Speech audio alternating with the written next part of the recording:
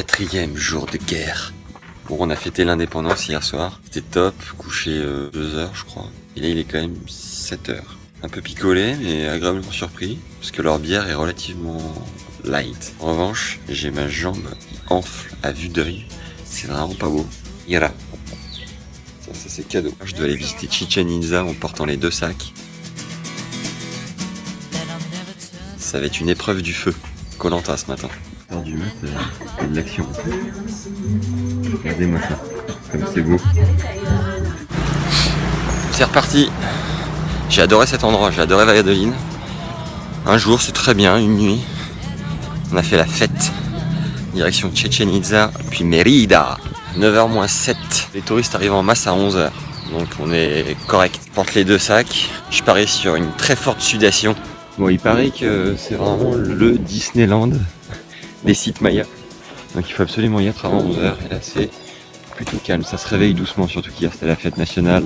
Donc voilà, on va pouvoir découvrir gentiment, on a 2 heures devant nous. C'est parfait.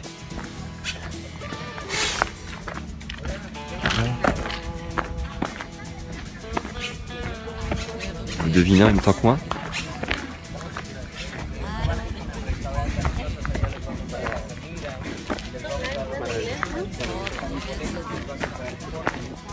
Quand même.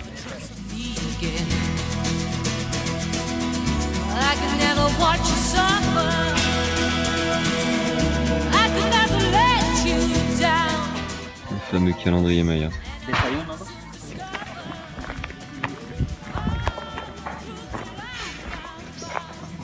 Je vous présente le temple des guerriers. Les Mayas associaient les guerriers aux aigles et aux jaguars. Le jaguar, qui faisait l'objet d'une véritable vénération, était symbole de force et d'agilité. Les aigles et les jaguars sont représentés en masse sur ces cailloux. Ça se développe. C'est chaud. J'ai un peu peur. Je vais demander aux dieux mayas de me protéger. Aux aztèques, aux aigles, aux jaguars. De me ramener ma peau et ma jambe. Merci les gars. Il y a vraiment des stands de vendeurs partout. Et c'est réputé pour être la fête foraine à partir de 11h. Et c'est marrant comme là, de 8h à 11h, ils sont là, tranquilles, ils chantent, ils montent les stands, ils sifflent, ils parlent entre eux. Ils faisaient des morpions à l'époque. Et des morpions indélébiles. Je vous avais dit qu'on croiserait peut-être quelqu'un de connu.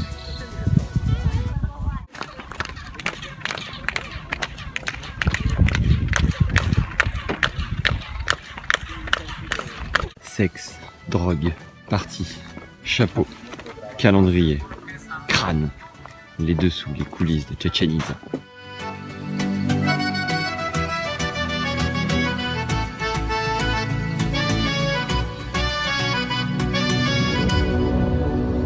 Pour cette brutalité, les jungles de touristes, il y a toujours de la douceur.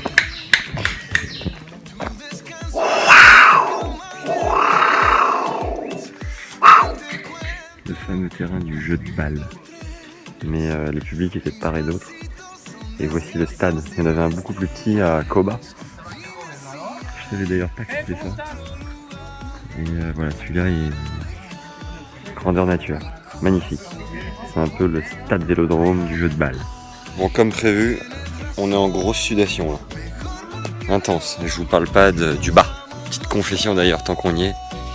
C'est sans caleçon depuis le début du voyage. Ça transpire tellement que... à l'américaine, comme on dit. La guérilla.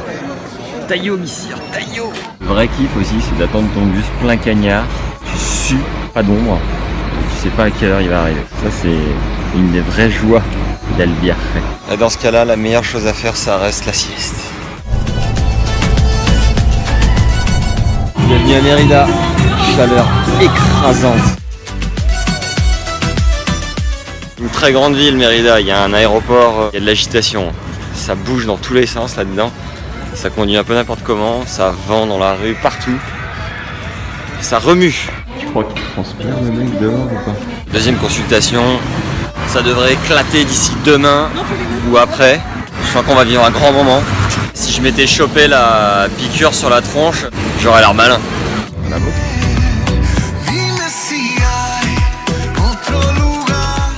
Et ben voilà, another dorm, another fan et une bonne douche. Et le bonus de cette auberge, je vous le donne en mille, la piscine. Et voilà. Me voilà douché, du coup encore posé, ça fait du bien.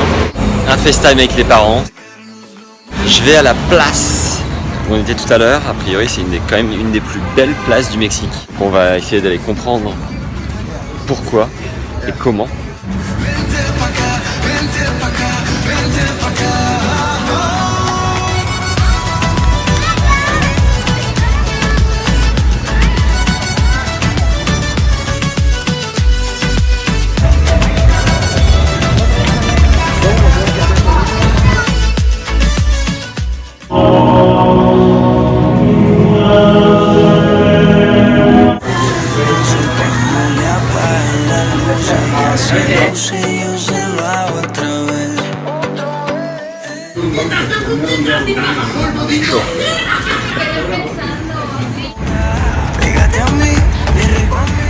J'adore cette place.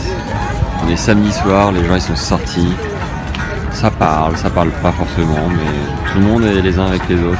Ça vit, ça échange, ça communique. Qu'est-ce que c'est bon.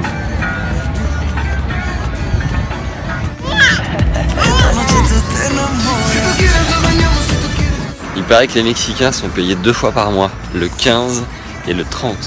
Lorsque ça tombe un week-end, ils claquent tout, parce qu'ils font tellement la fête, ils sont tellement fêtards, bons vivants.